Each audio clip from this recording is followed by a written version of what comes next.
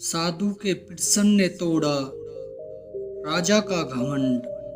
दोस्तों, वीडियो अच्छी लगे तो वीडियो को लाइक और चैनल को सब्सक्राइब जरूर कर देना।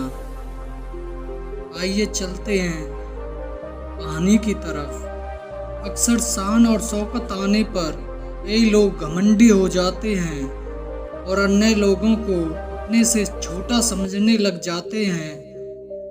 इंसान के अंदर घमंड आने से वो अहंकारी हो जाता है और उसकी बुद्धि भ्रष्ट हो जाती है। इसी विषय से एक कहानी भी जुड़ी हुई है। कहानी के अनुसार एक राजा हुआ करता था और इस राजा को अपने पैसों और राज्य पर बेहद ही घमंड था।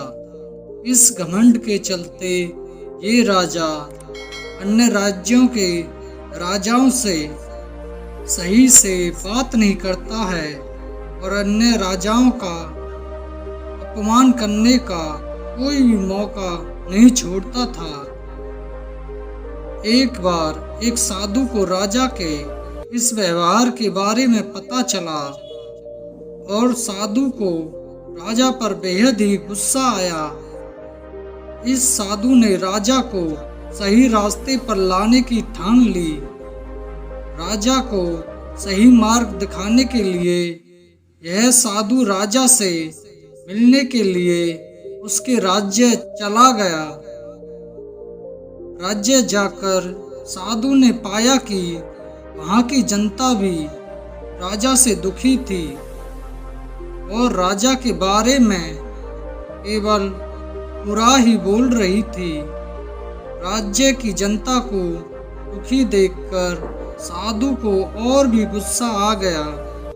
साधु राजा से मिलने के लिए सीधा राजमहल चले गए और बिना किसी से अनुमति लिए साधु राजा के कक्ष में पहुंच गया। साधु को अपने कक्ष में पाकर राजा को बेहद गुस्सा आया और राजा ने साधु से क्रोधित होकर पूछा, आप यहाँ क्या कर रहे हैं? आप किसकी आज्ञा से मेरे कक्ष के अंदर आए हो? क्या आप नहीं जानते कि ये कक्ष मेरा है और मेरी मर्जी के बिना इधर आना अपराध है और मैं चाहूँ तो आपको ऐसा करने के लिए सजा दे सकता हूँ। साधु ने विनम्रता से राजा को सुनने के बाद कहा, मैं आज ही इस राज्य में आया हूँ और मुझे सोने के लिए एक सराय की जरूरत थी, इसलिए मैं इधर आ गया। साधु की यह बात सुनकर राजा को और क्रोध आ गया और राजा ने साधु से बोला, यह मेरा कक्ष है, ना कि कोई सराय। अगर आपको आराम करना है तो किसी और जगह जाएं। यह सुनकर साधु ने राजा से एक प्रश्न करते हुए पूछा, तुमसे पहले यह राजमहल किसका था? राजा ने कहा, मेरे पिताजी का। साधु ने पूछा, उनसे पहले यह महल किसका था? राजा ने कहा, मेरे दादाजी का।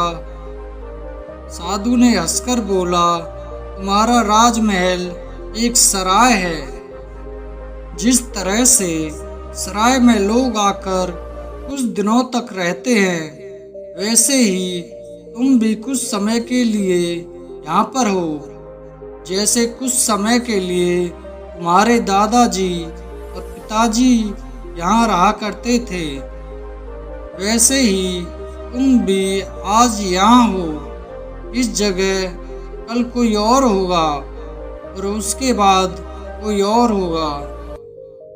इसलिए तुम इतना घमंड ना करो और सबके साथ प्रेम से रहो।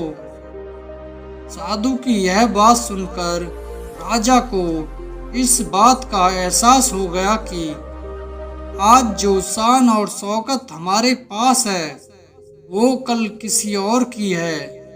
इसलिए शान और शौकत पर कभी भी घमंड नहीं करना चाहिए।